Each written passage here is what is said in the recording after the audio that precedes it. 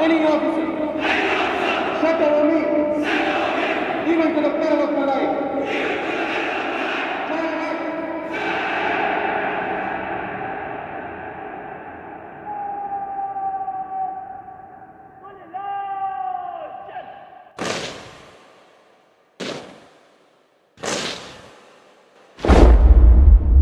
Indian armed forces, हमारी भारतीय सेना, जिसने अपने शौर्य, समर्पण और सेवा भाव से हमेशा ही देश का गौरव बढ़ाया है। देश की सुरक्षा के लिए रात दिन मेहनत करते इन जवानों के बलिदान के लिए हम हमेशा ही इनके ऋणी रहेंगे। हर भारतीय का गर्व है भारतीय सेना। दोस्तों, भारतीय सेना इस समय दुनिया की चौथी सबसे ताकतवर सेना है, जिसके पास चीन के बाद सबसे ज्यादा मिलिट्री जवानों की संख्या भी है। तो वहीं दुनिया में सबसे ज्यादा वॉलेंटियर मिलिट्री पर्सनल्स की संख्या भी भारत के पास ही है। यहाँ तक कि यूरोप के दर्जन भर देशों की पूरी जनसंख्या से ज्यादा तो केवल भारत के पास फौज ही मौजूद है। भारत दुनिया में सबसे ज्यादा हथियार खरीदने वाले देशों में भी आगे रहता है, लेकिन अपनी सुरक्षा के लिए अन्य देशों से हथियार खरीदने से ज्यादा अब वह खुद ही इन हथियारों के निर्माण के क्षेत्र में भी तेजी से आगे बढ़ रहा है, जिसको देखकर ऐसा लगता है कि भारत आगे चलकर अमेरिका की तरह दुनिया के कई देशों को अपने हथियार एक्सपोर्ट कर पाएगा और इससे भारत के उन देशों के साथ संबंध भी काफी मजबूत हो सकेंगे,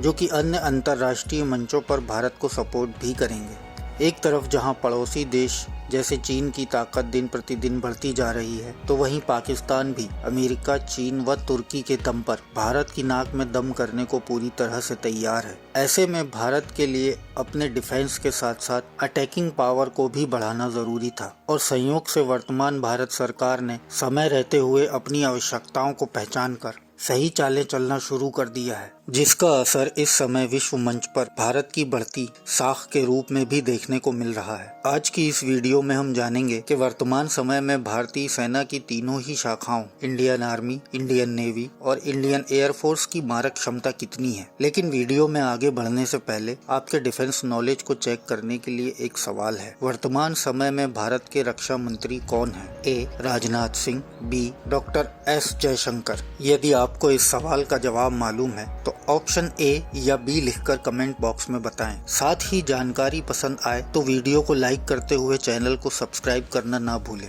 तो चलिए शुरू करते हैं। किसी देश की सेना को फंडिंग अच्छी तरह से मिलने के लिए जरूरी होता है कि उस देश की आर्थिक हालत मजबूत हो। इस संबंध में भारत की स्थिति काफी बेहतर है। भारत दुनिया के टॉप 5 अर्थव्यवस्था वाले देशों में आता है, जिसकी वर्तमान नॉमिनल जीडीपी करीबन 3.5 ट्रिलियन डॉलर के आसपास है, जो कि आगे और भी बेहतर होने की उम्मीद है, क्योंकि भारत दुनिया का दूसरा सबसे अधिक जनसंख्या वाला देश है और एक हाईली टैलेंटेड और यंग पॉपुलेशन देश को आगे बढ़ाने के लिए दिन रात काम कर रही है। भारत की जनसंख्या वर्तमान समय में 140 करोड़ से भी ज्यादा हो चुकी है। भारत का रक्षा बजट भी दुनिया के टॉप 5 देशों में आता है। इस साल के लिए भारत ने करीबन 70 बिलियन डॉलर के आसपास अपने डिफेंस पर खर्च करने की योजना बनाई है। ये आंकड़े आगे चलकर कुछ कम या कुछ ज्यादा भी हो सकते हैं। भारतीय सेना की तीनों ही शाखाओं में टोटल एक्टिव ड्यूटी पर्सनल्स की संख्या 14.5 लाख से भी ज्यादा है। 11 से 12 लाख इंडियन मिलिट्री के पास रिजर्व पर्सनल्स भी मौजूद हैं। वहीं इनसे कहीं ज्यादा पैरा मिलिट्री फोर्सेस भी इंडिया के पास मौजूद हैं। मास डिस्ट्रक्शन के न्यूक्लियर वेपन्स की बात करें तो भारत के पास तकरीबन 160 के आसपास न्यूक्लियर वारहेड्स बताए जाते हैं। हालांकि ये आंकड़ा चीन और पाकिस्तान के मुकाबले काफी कम है, लेकिन भारत के पास अपने न्यूक्लियर हथियारों को जमीन, जल और हवा तीनों ही माध्यमों से दुश्मन की सीमा में डिलीवर करने की पूरी क्षमता है। इसके बाद बात करें जमीनी ताकत की, तो इस क्षेत्र में मेन बैटल टैंक्स की तकरीबन 4600 से ज्यादा यूनिट्स इंडियन आर्मी के पास मौजूद हैं। भारत प्रमुख रूप से रशियन T-90 भीष्मा और इसके अपग्रेडेड वर्जन T-90S को इस्तेमाल करता है और अपने खुद के अर्जुन मेन बैटल टैंक के मार्क 1 वेरिएंट की 100 से ज्यादा यूनिट्स को भी इस्तेमाल करता है एवं इसके अपग्रेडेड वेरिएंट मार्क 1A के भी 118 यूनिट्स के ऑर्डर दिए जा चुके हैं, 2400 से भी ज्यादा यूनिट्स भारत के पास है रशियन T-72 अजेया टैंक की। अजेया मार्क 2 के भी नए वेरिएंट्स बनाए जाना है, लेकिन चूंकि रशिया यूक्रेन के साथ युद्ध में उलझा हुआ है, इसलिए इसमें अभी कुछ देर लग रही है। आगे चलकर Bharat T-72 Ajeya main battle tanks को अपनी फ्यूचर रेडी कॉम्बैट व्हीकल की 1770 से ज्यादा यूनिट से धीरे धीरे रिप्लेस करने की योजना भी बना रहा है। इसके बाद बात करें इन्फेंट्री फाइटिंग व्हीकल्स की, तो फिलहाल भारत के पास BMP-2 शरत इन्फेंट्री फाइटिंग व्हीकल्स की 2500 से ज्यादा यूनिट्स मौजूद हैं, जिन्हें समय के साथ धीरे धीरे अपग्रेड किया जा रहा है। इसके अलावा भारत के पास विदेशी व देसी कंपनियों द्वारा बनाए गए 10,000 से भी ज्यादा आर्म्ड पर्सनल कैरियर्स भी मौजूद हैं, जिनकी संख्या आगे चलकर और भी ज्यादा बढ़ने वाली है, क्योंकि भारत की स्वदेशी कंपनियों द्वारा इनका निर्माण किया जाने लगा है। इसके बाद सेल्फ प्रोपेल्ड आर्टिलरी की तकरीबन 100 यूनिट्स भारत के पास मौजूद हैं। वहीं बात करें टाउड आर्टिलरी गन्स की, तो इसकी करीब 3300 यूनिट्स भारत के पास मौजूद है। टाउड गन्स में भारत अपनी लेटेस्ट धनुष गन का इस्तेमाल करता है, जिसकी आगे चलकर 100 से 400 यूनिट्स और बनाई जाना है। इसके अलावा इंडिया यूके द्वारा मेड BAE M777 सिस्टम्स का भी इस्तेमाल करता है। भारतीय सेना के पास स्वीडन की 400 से ज्यादा होबिटस गन्स हैं। वहीं ऑर्डिनेंस इंडियन फील्ड गन भी भारत के पास 1700 से ज्यादा की संख्या में मौजूद है। इसके अलावा भारत DRDO के माध्यम से एडवांस टॉयड आर्टिलरी गन सिस्टम इसे भी तैयार कर चुका है और इसके ट्रायल्स भी चल रहे हैं। कंप्लीट होने के बाद इसकी सैकड़ों यूनिट्स भारत को मिलने लगेंगी। मल्टीपल रॉकेट लॉन्चर्स की बात करें तो भारत के पास ये करीब 1500 से ज्यादा मौजूद हैं। भारत मेनली इस्तेमाल करता है 900 से ज्यादा स्मर्च 9K58 multi barrel rocket launcher का। इसके अलावा 300 के करीब पिनाका मल्टी बैरल लॉन्चर का, जिनकी संख्या आगे चलकर और बढ़ाई जाना है। BM-21 ग्रैड मल्टीपल रॉकेट सिस्टम भी भारत के पास मौजूद है। अटैकिंग पावर के अलावा भारत के पास अपने डिफेंस सिस्टम के लिए भी काफी सारे सिस्टम्स मौजूद हैं। इनमें भारत के पास दुश्मन के सैटेलाइट्स को तबाह करने के लिए पृथ्वी डिफेंस व्हीकल मार्क 2 मौजूद है, जो कि जमीन से 1200 किलोमीटर की ऊंचाई पर भी किसी मूविंग टारगेट को तबाह कर सकता है। दुश्मन की बैलिस्टिक मिसाइलों से बचने के लिए भारत के पास Indo atmospheric anti ballistic missile system advance air defence system मौजूद है। वहीं exo atmospheric anti ballistic missile defence system Prithvi defence vehicle की भी कंप्लीट टेस्टिंग भारत कर चुका है। दुश्मन की बैलिस्टिक मिसाइल्स से बचाव के इन सिस्टम्स के अलावा भारत के पास रशिया व दुनिया का सबसे बेहतरीन long range surface to air missile defence system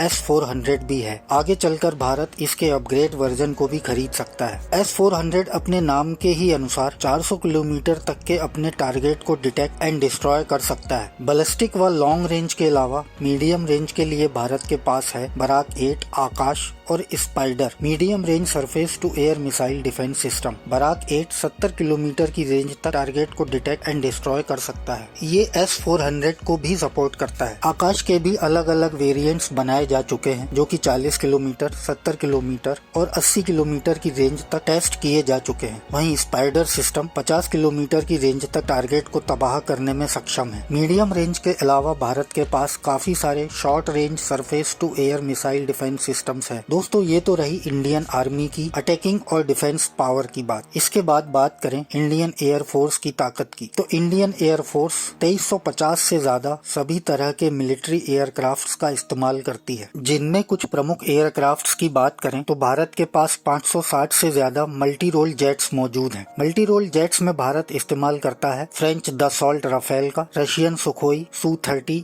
MKI और अपने खुद के हिंदुस्तान एरोनॉटिक्स लिमिटेड द्वारा बनाए तेजस मल्टी रोल जेट्स का, एवं Russian MiG-29 multi role jets का, फ्रेंच मिराज 2000 और सोवियत समय के MiG-21 बायसन का। डेडिकेटेड अटैक्स के लिए भारत के पास फिलहाल 120 UK made space jet Jaguar ground attacks aircraft मौजूद हैं। इनके अलावा अटैकर हेलीकॉप्टर्स की बात करें तो फिलहाल भारत के पास 130 से ज्यादा अटैक हेलीकॉप्टर्स मौजूद हैं। Bharat American Boeing AH-64 Apache attack helicopters व रशियन Mi-24 अटैक्स हेलीकॉप्टर्स का एवं हिंदुस्तान एरोनॉटिक्स द्वारा made Rudra armed utility attack helicopters का इस्तेमाल करता है। इसके बाद भारत के पास HAL का ही प्रचंड अटैक हेलीकॉप्टर भी है। भारत बहुत सारे अनमैन्ड एरियल व्हीकल्स का भी इस्तेमाल करता है। इंडियन एयर फोर्स के बाद अब बात करते हैं इंडियन नेवी की। तो इंडियन नेवी के पास मौजूद हैं 2 बड़े एयरक्राफ्ट कैरियर्स, जिनमें INS विक्रमादित्य और भारत का खुद का INS विक्रांत इंडियन नेवी के बेड़े में शामिल हो चुके हैं। इन हैवी एयरक्राफ्ट कैरियर के अलावा दुश्मन की समुद्री ताकत को ध्वस्त करने के लिए भारत के पास हैं 11 बेहतरीन हथियारों से लैस डिस्ट्रॉयर शिप्स। भारत के पास अपनी खुद की तकनीक की Visakhapatnam class A stealth guided missile destroyer की 2 यूनिट्स मौजूद हैं। आगे इसकी और यूनिट्स बनाई जाना है। इसके अलावा Kolkata class A stealth guided missiles destroyer की भी 3 यूनिट्स मौजूद हैं। दिल्ली क्लास A की 3 यूनिट्स, तो वहीं राजपूत क्लास की गाइडेड मिसाइल डिस्ट्रॉयर की भी 3 यूनिट्स इंडियन नेवी के पास हैं। इसके बाद भारत के पास हैं 12 frigates. Indian navy Shivalik class की 3 स्टेल्थ गाइडेड मिसाइल फ्रिगेट्स, 6 तलवार क्लास की स्टेल्थ गाइडेड मिसाइल फ्रिगेट्स और 3 ब्रह्मपुत्र क्लास की भी स्टेल्थ गाइडेड मिसाइल फ्रिगेट्स का इस्तेमाल करती है। फ्रिगेट्स के बाद कॉर्वेट्स की बात करें तो फिलहाल भारत के पास 19 कॉर्वेट्स मौजूद हैं। भारतीय नेवी कमोर्ता क्लास की स्टेल्थ कॉर्वेट्स, कोरा क्लास की गाइडेड मिसाइल कॉर्वेट्स, खुखरी, वीर और अभय क्लास की कॉर्वेट्स का इस्तेमाल करती है। समंदर के गुप्त हथियारों में भारत के पास 17 सबमरीन्स मौजूद हैं, जिनमें अरिहंत क्लास की 2 nuclear power ballistic missile submarine भी हैं, जो कि हजारों किलोमीटर तक न्यूक्लियर वारहेड्स को डिलीवर कर सकती हैं। इसके बाद भारत के पास 15 कन्वेंशनल पावर्ड सबमरीन्स भी हैं। तो दोस्तों, ये रही मौजूदा समय में भारतीय सेना की तीनों ही शाखाओं की करंट फायर पावर।